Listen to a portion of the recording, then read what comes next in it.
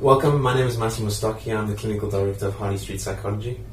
And I'm Dominic Knight from Dominic Knight's Harley Street Clinic. Today we're going to be just discussing a few things around eating disorders, and we hope that the content will be rich enough to help you dissolve some of the issues that you're already experiencing without having to come and see us. So eating disorders, I mean, as someone myself who has worked on Harley Street for over a decade, I mean, this is so rampant more than ever. And, I'm very familiar with some of your work, Massimo, and the type of results you've achieved in this whole area. Why is it that so many therapists fail in this field? It's an interesting question, Dom. To be honest, I think a lot of the time it's down to the therapeutic relationship that the therapist can create with their client. But I think when you're analysing that patient, or assessing that patient, for a better word,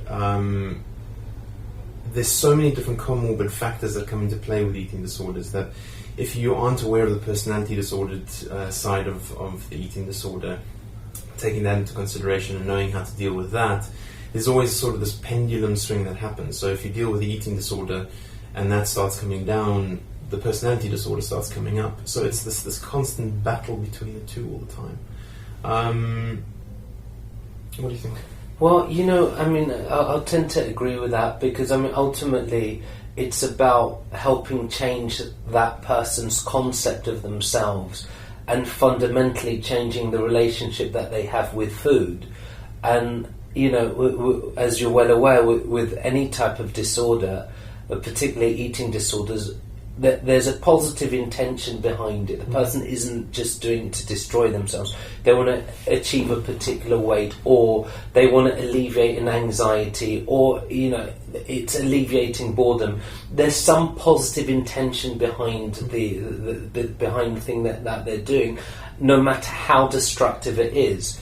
So basically at that point, if you were actually using those skills or those positives that you pointed out in their ability to do these things, and actually get them to feed into their self-image, then in theory that's going to change the core of what's going on for them. Well, I believe it would. If the self-image starts to change and then they direct the positive things behind it into something which is constructive, because ultimately if someone says, well, I have a fear of gaining weight, if they have if they have a positive self-image about themselves, that's probably quite a healthy fear to have, as long as it isn't exaggerated or fed into something which is totally destructive, as in the case of eating disorders. So, Massimo, what I'm curious to know is this, and this is what I found, like when someone comes to see me, they'll say, well, I've been down all the traditional routes. I've seen the doctor, I've seen a counsellor, maybe I've seen a psychiatrist,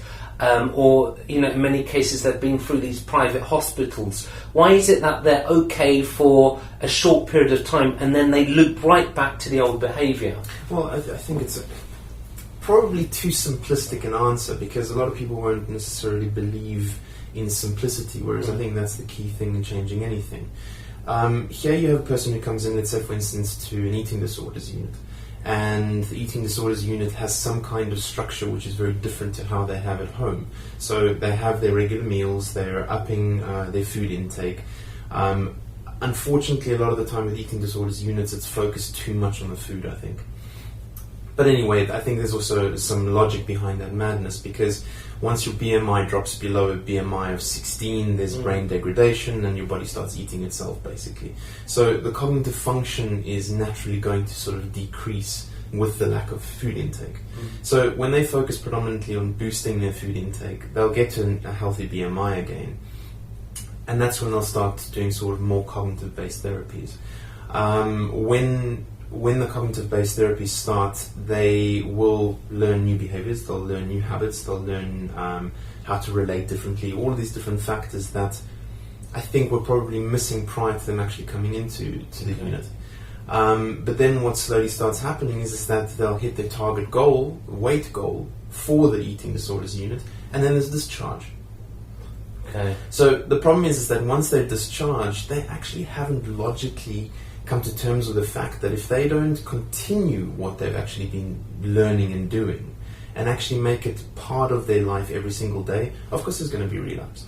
So is that why like your methods work so effectively? Is because you ensure and you help embed this continuity in terms of their mindset and in terms of the behaviours related to this? Absolutely. I think the continuity is key, and I think when I am working with my clients, it's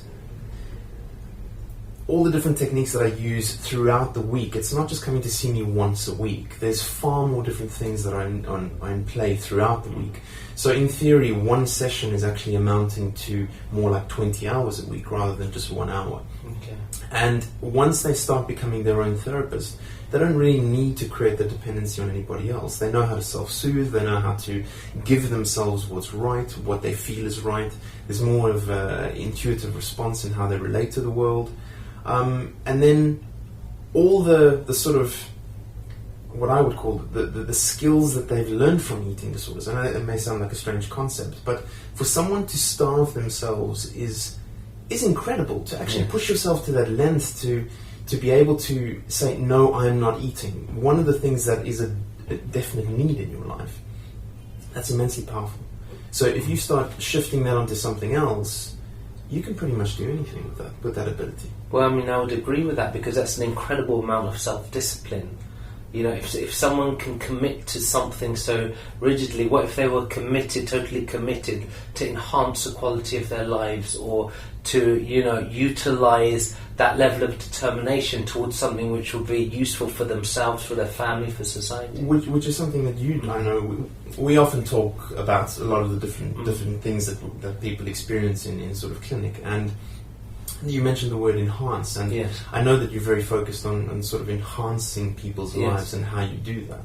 So, well, again, I mean, in terms of enhancing their lives, when I look at particular things, like someone has an obsession about something, an obsession about weight, obsession about calories, or this or that, obsession is actually one of the healthiest, most powerful things in the world, if utilised in the right way. So we could say that Mother Teresa was obsessive, right? We could say Richard Branson is obsessive, but their obsessions are directed towards the progression of everyone, right?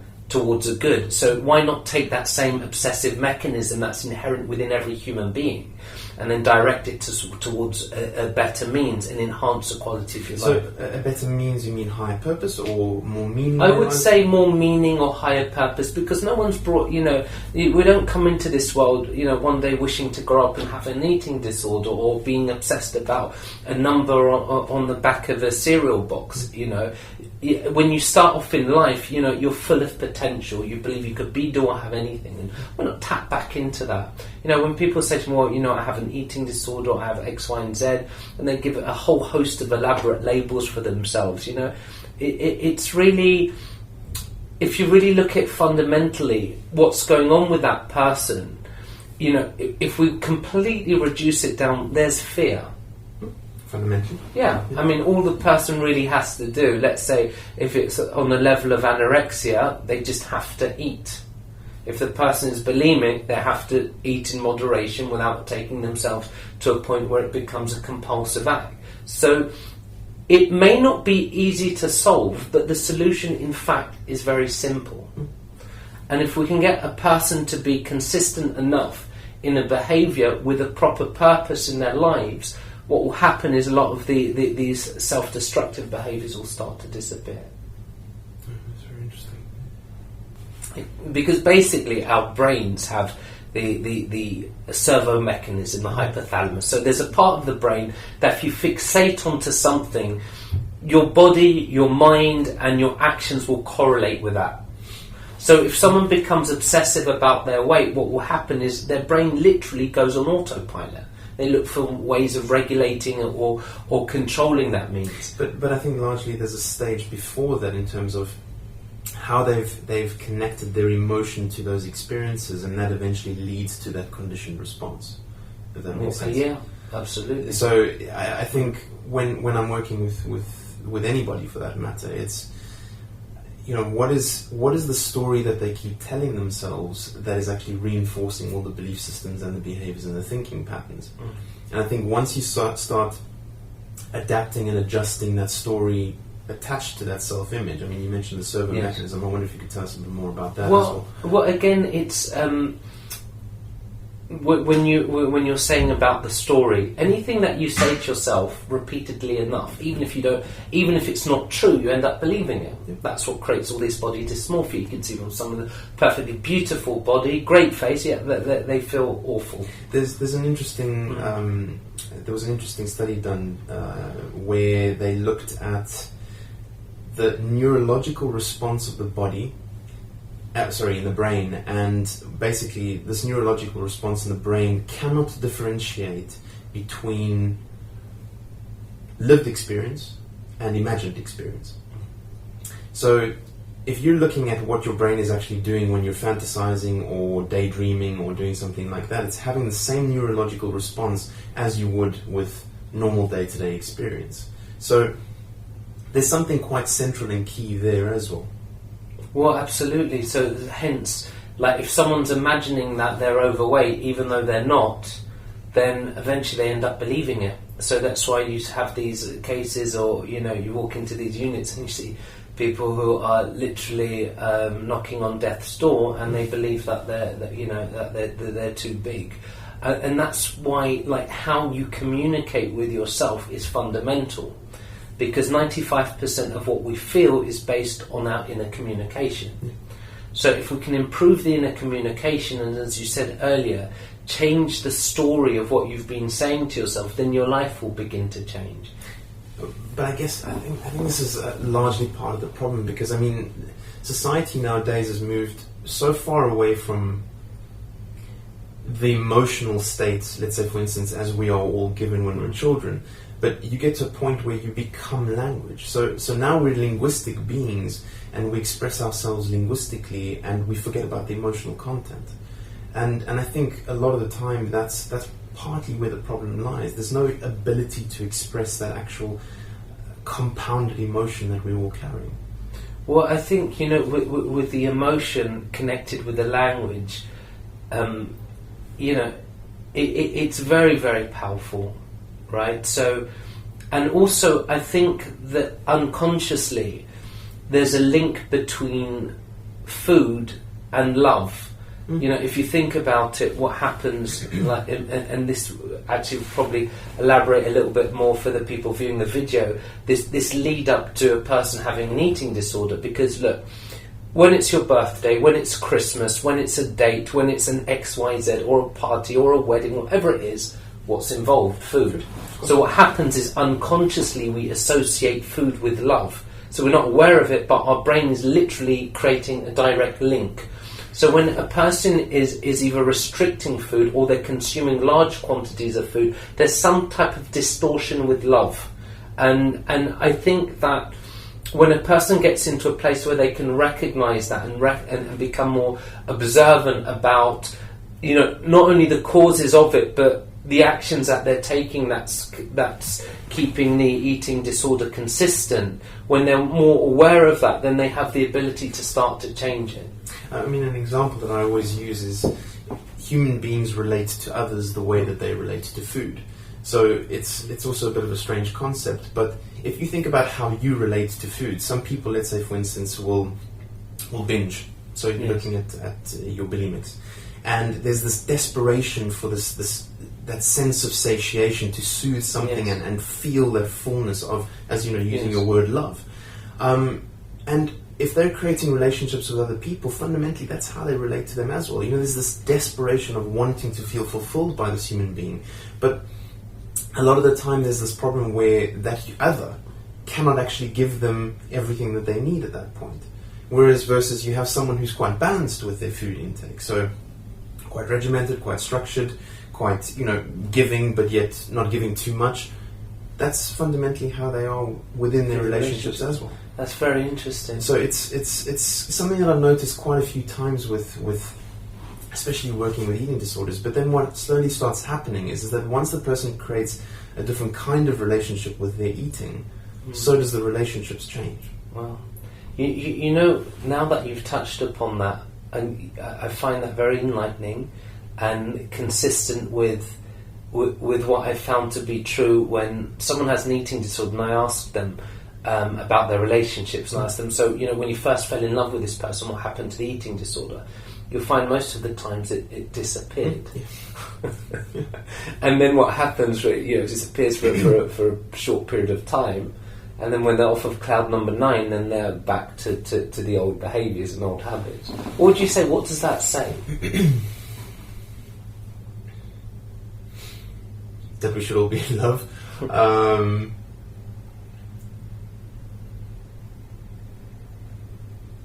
Well, I think fundamentally, love is something central that should be in every single context that we relate to the world in. So it's, whether it be with ourselves, whether it be with others, whether it be with food, whether it be in the moment, whether it be in the future or the past. It's, if you can take a loving stance, but a conscious loving stance, so you're actually making a choice every single time, in every single moment, you radiate a completely different energy about it. The world will naturally respond to you in a different fashion.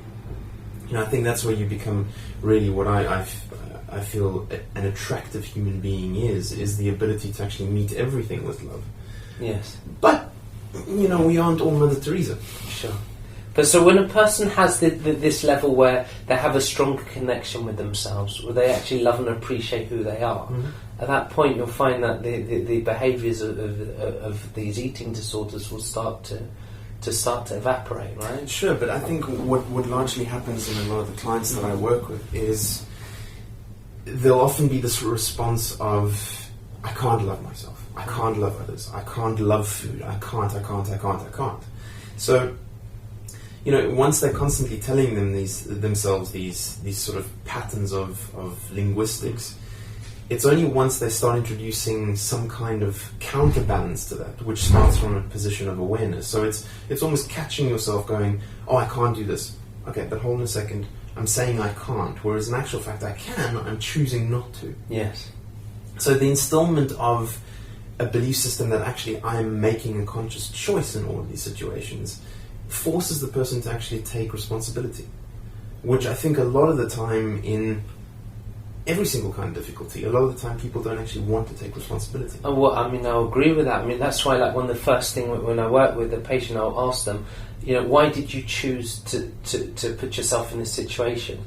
Because by saying that they chose it, it gives them control and it gives them response, and responsibility, because the most unhealthiest personality in the world is the person who doesn't accept any responsibility. Sure. If the person accepts 100% responsibility for where they're at in that particular period of time, it also gives them 100% freedom. But it's also sort of highlighting that it's not about blame. Responsibility is not about blame. It's really taking ownership that you've actually surrendered to the choices that you've made. Fine, you've done the choices, you've made the choice. But now it's in the past. If you're constantly focusing on the historical element, you're going to add sort of the depressive side of things into that equation too. Well, again, as you said earlier, if the mind doesn't have an ability to distinguish between something that's real and something that's imagined, so if someone is reliving past traumatic, difficult memories, they're pointing that into their future, and that's what their future becomes. Whereas if they start to look at the experiences which were unpleasant in the past, but they look at it realistically by observing the other element of it, the resources they took from it, the lessons they took from it, the good side of having gone through something difficult or painful, it neutralises that response and it empowers that person.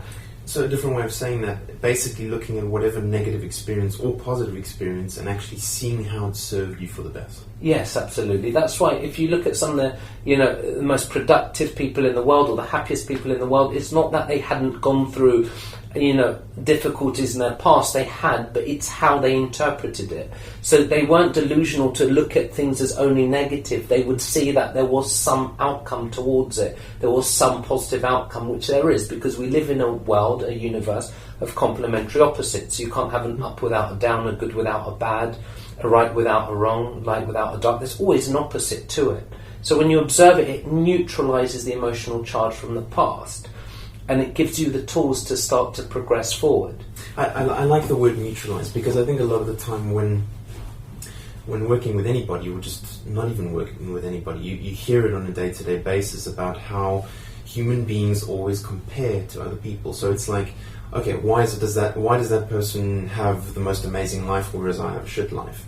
And it's this constant comparison all the time, whereas I think if you can take a stance of actually neutralizing all of these different ways of or perceiving the world, you make your life a lot simpler. So it's the stopping the comparing. So once you stop comparing, it's actually, I'm in full responsibility of all the choices and things that dictate in my life. So you've simplified it so much that there's no longer a need or attachment to all of these ways. Yes. You know, I mean, I definitely agree with that. And also, if you are comparing yourself to other people, then what you're doing is you're presupposing you can't have what they have. So you're literally adopting a mindset of lack, which feeds into into the self-image, and because it's lack, then you think that these things aren't possible, and it becomes a self-fulfilling prophecy. Whereas if someone begins to develop a more abundant life, a mindset and understanding that, why can't they change? A person can change, Why not look at the people that have changed, that have overcome all these type of things, and the methods that they've done to get there, and you can follow that as well. But I guess it does full circle, and going back to what you were saying in the beginning about how fear is really that drive behind disabling us. Yes. And I truly believe this even for myself, that fundamentally fear is a choice. You can choose to be afraid of something, or I don't think there's really a difference between someone who's courageous and someone who's a coward. I mean, the coward makes a choice of running away, whereas the courageous person faces up to something. Well, it doesn't mean that their emotional state is any different. No, it's the same thing. And fear can be a very useful tool, because what if you're afraid of not fulfilling your potential? Has a time and place, so therefore you'll put your energies into things. But what happens with most cases, particularly in eating disorders, the person is afraid. I'm afraid that if I eat normally, I'll put on weight. I'm afraid that people will say, I look X, Y, and Z. People, this might happen, that might happen, I won't have anything to do. But look, the reality is what they're doing is they're projecting themselves into some future catastrophic scenario that they don't want. It's a ridiculous thing to do. And I think if you, because people's main fear, it's not so much, the fear of a specific thing. It's a fear of the unknown. Yeah. That's uncertainty. why. The uncertainty. So a woman could be in a very abusive relationship, or a man for that matter, and they're afraid of what life will be like without that person who's abusing them. But guess what? The grass really is greener on the other side. Their life will be better off. That's why a person overcoming an eating disorder, when someone says to me, well, what if I suddenly put on all this weight and I have no control and I'm overweight? And I go, what, so you're going to be huge, big, overweight for the rest of your life? I look at them like that, and I exaggerate what they've just said to me to illustrate the point. Ultimately, why not get to a point where you can regulate your weight, be as effective as possible, look as attractive as possible, do the best you can with who you are, with all your tools, so you can feel good. There's nothing to deprive you from doing that. If someone says, well, it's going to be very difficult, but I don't know if I can do it, the reality is they can. Anybody can. Yeah, and you're not looking at achieving, and one of the things that I normally ask people is, look, is it impossible? Are we looking at achieving an impossibility of eating the right foods that will keep you trim and slim, enjoying your occasional desserts, or that? Is that an actual human impossibility to achieve? Of course not. I know this may be quite a controversial statement to say, but I think giving the human race the benefit of the doubt, I think largely all of us are aware of these kind of behaviours that we're doing to ourselves. Yes. And I mean, please don't take me wrong, I think once you're caught in that whole cycle of behaviour, it's very difficult to get out or reintroduce new things. But your state of awareness is usually quite acute. You know what you're doing to yourself. Yeah. And that's something that really fascinates me. It's if you're so hyper aware of all the things that you're doing and you're making these conscious choices, what says that for a period of time you can't actually try the latter? Try and balance that out. Try and see actually what happens. Because I think once that sort of self-image within you starts changing, and you can even just imagine something a little bit healthier, you find the right experiences around you in this world, and naturally that's going to sort of unfold. Yeah, I mean, again, it's having that flexibility. And also, I think it's having a realistic approach, like like when you work with your eating disorders, you educate these people. First and foremost, what you do is you educate them and you help them understand that they actually can change, because belief is everything, you know. And then it's also the strategies where, like, sometimes, let's say for example I work with someone who is suffering from bulimia, and they say, well, you know what, I starve myself the entire day and then I can't control these binges at night. And I'm looking at them and I say, well, do you know any human being who can actually do that? You know, if you starve anyone and then you put a bunch of food in front of them at the end of the day, the body's natural response is to gorge. So if your strategy is to starve yourself to try and control your weight, and then you think you're not going to gorge, it's like saying, well, I'm going to run up full pelt up a hill and I don't want to get out of breath. But something to add at that point, I think, which is also helpful, is that we all have to come to terms with the fact that the body, the human body, is goal-orientated. Yes. So if you can keep in mind that your body is goal-orientated, if you're restricting food and you're holding back from actually giving yourself something of good, naturally your body is going to be saying, well, my goal at the end of the day, 3 to 6 times a day, is to have sustenance, it is to have fuel. So if you're denying me that, I'm going to overcompensate. Absolutely, it's hardwired. You know, I was reading something quite interesting as well, how like the body needs to produce melatonin in order to sleep. So if you've starved yourself, what will happen is your brain and your body kicks in to try and compensate so your body can have enough sustenance to create the melatonin for you to sleep. So you're trying to literally do something which is impossible. Do you see? Unless you starve yourself long enough, and then it goes into the realms of anorexia, right? Which again becomes a total abnormality. Which I think, in addition there, I agree with the word abnormality, because with the degradation in brain function, there's this belief that overcomes a lot of anorexics that actually now I feel very powerful because I can do this. Yes. I'm almost superhuman, that I'm one of the only human beings that can actually restrict entirely. Yes. But it's taking into consideration also that if your brain function has depleted so much that you're actually functioning on 50%, you're duping yourself throughout. Yeah. You're actually convincing yourself of a fallacy. Well, yeah, absolutely. I mean, again, that's not coming from a place where your brain is working optimized, so it becomes totally illusionary. Yeah.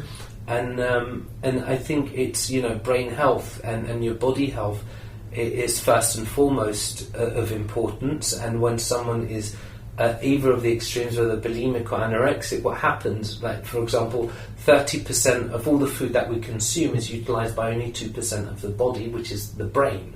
Right, so the brain utilizes a whole host of things that you put into your system. So when someone's bulimic and they're eating all these type of things, of course it's literally creating a malfunction in terms of how they're thinking and in terms of their perceptions. And likewise through the other spectrum, with the people who are anorexic, again, as we were saying before, it's depleting their ability to cogitate properly, to understand things properly, and gives them a complete delusion. How do you think social media kind of distorts this image of eating disorders? Well, I think that in terms of social media, there is ongoing pressure for women to have this perfect body and this and that, and it plays on people's insecurities. So even more so now with men as well, manorexia. Yeah, exactly, on men as well. But ultimately, you can get yourself into a place where you look and you feel your very best without destroying yourself. You know, that's 100% possible. If you look at people with, let's say, the lowest body fat percentages in the world, we could look at, you know, fitness models or people in the world of bodybuilding, but you can find that numerous numbers of them achieve great physiques and weights through healthy eating. Do you see? It's not the only way to achieve something. I agree. I mean, that's a real dedication and a striving towards something that is about, well, I mean, perfection. Maybe perfection is the wrong word, but it's their ideal, what they are striving for in terms of what's fitting in with their life philosophy as well. Yes. They've literally conditioned their mind and body towards something like that. Whereas, you know, if you speak to someone like that, a lot of the time their life philosophy or how they approach life is quite sound as well. Yes. Which is quite interesting. I mean, it is. Again, it's just, as you're saying, it's like the philosophy of how they view the world, how they view their lives. They're into making themselves, or constantly improving themselves and improving their self-image. You know, it's like anything. You can achieve those means. You don't have to do that. It's like someone saying, well, you know what, I want to relax so I'll take some heroin. You don't need to take heroin to relax. There's other ways of doing it. Sure. You don't need to starve yourself to achieve your ideal weight and body, because these type of things, you start off with something which is an abnormality, or you're looking at achieving something, and your intention behind it is positive, but you go down the wrong route, or down something which is quite dangerous. You end up creating all these type of ideas. And I think 99% of all bulimics I've ever worked with have had a complete misunderstanding about actually how the human body works, and about nutrition. It's the education. The education, and this is the thing. They've come up with their own methods and ideas. Now, they're not nutritionists themselves. Some are, very few, but even then, they think, well, if I eat this food, then suddenly it's going to make me big and fat overnight. If I have a slice of pizza, then it'll do this. It actually doesn't. If you look at all the latest research, if you eat healthy foods most of the time, and then you incorporate some levels of fast food or some desserts, it's just going to boost your metabolism. In fact, it'll probably reduce your weight. Yet what happens is, too many people, they'll carry this guilt complex. Well, I've had this, so I'm guilty, so I'm going to starve myself, and this and that. And they're coming up with things which are simply not true. Your body doesn't function that way. So the education part of it is very, very important. It's about, empowering yourself. If you yourself have, because if you think about it, no one went to a therapist to create an eating disorder, right? They created it themselves. So ultimately, the solution is within themselves. So what you do is you help highlight that, and you have them understand that they have the resources within themselves to overcome it, and then you give them a realistic method and way of doing that, and conditioning their minds to a place where they fundamentally overcome this thing. Well, I think that's an interesting point, and I think a lot of the time there's cases where they actually don't have the imagination to try and even do different things in life, and I think that's what's central about having a good therapist with them too, because we have to think out the box, because our therapies are always bespoke with whoever walks through our doors, and this is something that we discuss all the time. No two patients or clients that work with us are ever the same, so if we don't take that real bespoke way of working with people, then it's just something generic out of a book. Well, and I think the generic out of the book approach can't work. And if it actually worked, all you have to do is release a book on how to overcome an eating disorder. Everyone that would read it would overcome it instantly. It doesn't work that way. It's the ability of creating the rapport and understanding of what's going on with that individual, and highlighting the tools within themselves that will allow them to overcome it. And and that's why I admire your work. I see how you've been able to produce that conviction within your clients to change, and you've been able to lead them onto paths of full recovery. I think both of our track records are pretty good. Well, I think so, but again, we're both results orientated, and I think that's really important in any field. It's just having the conviction that you can help that person, understanding that you can help that person, and leading that person into total change. Sure. Why not? I mean, because the reality is a person can change. And when I'm referred to, I work with so many people from literally all across the planet. What I think happens a lot of the time is that the people working with them, they'll come and they'll see me and they'll say, well, my therapist said I need to learn to live with it, or I'll never get better, or once you have it, you can never overcome it. And they're given all these myths that at one stage in history, people used to believe that as true. But these myths have been blown out of the water, because there are numerous cases of people who have completely overcome these eating disorders. But, it's a given. They can do it. And in fact, it's my opinion that if you said it's incurable, it's not only scientifically but philosophically completely incorrect, because you're only looking at one side of things, and how do you account for the people who have overcome it? I agree. There's an example I always use, and I say, if you were going to be stranded on an island, there was no other human being in sight, but you had everything on this island to actually survive, what would you naturally do? You'd know what to do. Well, you'd go into survival mode, you'd build shelter, you'd find fire, you'd make fire, you'd find food if you couldn't find food, and you'd survive. And the irony is that 99.9% of the time, it doesn't matter what the disorder is, that's usually the common response. Yes. That they will naturally go into this overriding automatic side of them that they've just been sort of dismissing the whole time. So, as you were saying, fundamentally they all have the power to actually overcome whatever they're experiencing. Yeah, it's very interesting. Absolutely, they have the power there. So, if someone wants to work with you, Massimo, what type of steps do they take? Well, I mean, it's pretty simple. It's going to my website. It's www.harleystreetpsychology.com. There's quite an interesting form to fill out. Contact us directly or via the website itself. And if you want to leave any messages on this video itself, we can contact you back too. And for you, Dom?